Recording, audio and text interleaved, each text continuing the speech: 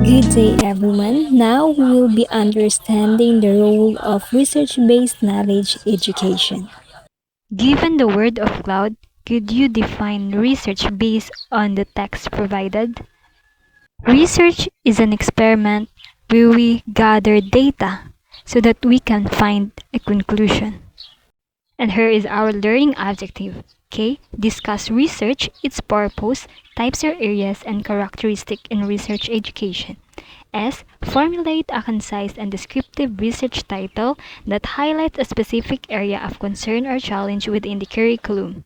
A. Demonstrate a commitment to exploring and addressing educational issues through research.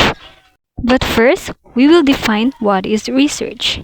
So research or research-based knowledge in education encompasses information, theories, and methodologies rooted in empirical evidence acquired through methodological exploration and study. This knowledge is drawn from scholarly investigations, experiments, observations, and various rigorous inquiries conducted by professionals, scholars, and practitioners within the educational domain. So let's move on to the definition of educational research. So education research is that activity which is directed towards development of the science of behavior in educational situations.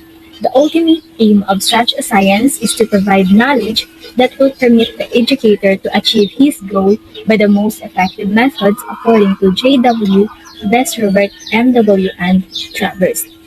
Educational research is a purposive and objective, concerned with problems to be solved, endeavors to organize data in quantitative terms, systematic and accurate investigation, and it collect facts. So how can educators, parents, and students obtain what they need? How can educators, parents, and students obtain what they need? Many ways of obtaining information, of course, exist. One can consult experts, review books and articles, questions or observe colleagues with relevant experience, examine one's own past experience, or even rely on intuition. All these approaches suggest possible ways to proceed, but the answers they provide are not always reliable.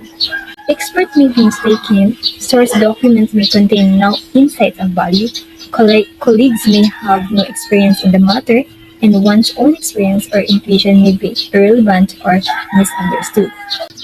So these are the purposes of research in education. First, to discover new facts about known phenomena. Second, to find answers to problems which are only partially solved by existing methods and information. Third, to improve existing techniques and develop new instruments or products.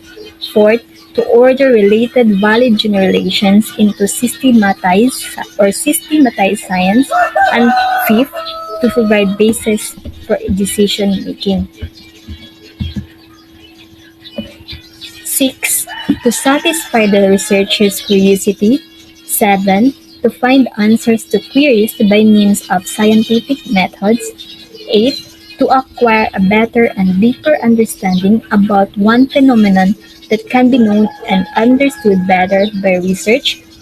Last, to expand or verify existing knowledge. So those are the purposes of research in education. So there are characteristics of good research. Well, first, we have research is systematic. So it follows an orderly and sequential procedure that leads to the discovery of truth, solution of a problem, or whatever is aimed to be discovered. Second, we have research is controlled, which means that all variables except those that are tested or being experimented upon are kept constant or not allowed to change or vary, so that the changes made on the subject of the study can be attributed only to the experimental value. This is especially true in an experimental research, that is, research is controlled. The third characteristic is research is empirical. So all the procedures employed and the data gathered are perceived in the same manner by all observers. For instance, one says that there are five persons in a room. All agree to the existence of the five persons. However, if one says that there are five ghosts in the room, one or none at all may believe it because not all people believe in ghosts. So ghosts are examples of data that are not empirical. And the fourth characteristic is research is analytical, which is a critical analysis of all the data used so that there is no error in the interpretation. Research is objective, unbiased, and logical. So all the findings and conclusions are logically based on empirical data and no effort is made to alter the results of the research. 6. Research employs hypotheses. This is to guide the investigation process, wherein in experimental studies, hypotheses are expressly stated but in descriptive studies. The specific subproblems or specific questions serve as the hypothesis and the hypotheses are tested and not proved. For the seventh characteristic, we have research employs quantitative or statistical methods. So data are transformed into numerical measures and treated statistically to determine their significance or usefulness. So let's proceed to the eighth characteristics of a good research. So we have research is original work, originality. So except in historical research, data are gathered from primary sources or first-hand sources and not from secondary sources or those usually printed materials such as books or this. For the ninth one, research is done by an expert. So expert, the researcher used valid and carefully designed procedures, valid data gathering instruments, and valid data. He or she subjects his data or her data to expert scrutiny. 10.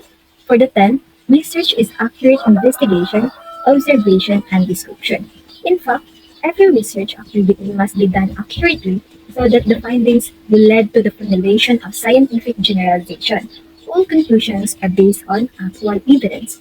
So that is what mean by research is accurate investigation, observation, and description. For the 11, research is patient and unhurried activity. This is to ensure accuracy. Research that is hurriedly done or conducted carelessly due to racing or against time may lead to shocky conclusion and generalization.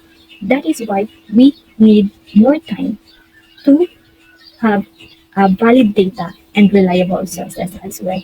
Research requires an effort-making capacity, so requires an effort. So no research can be conducted without the exertion of much effort.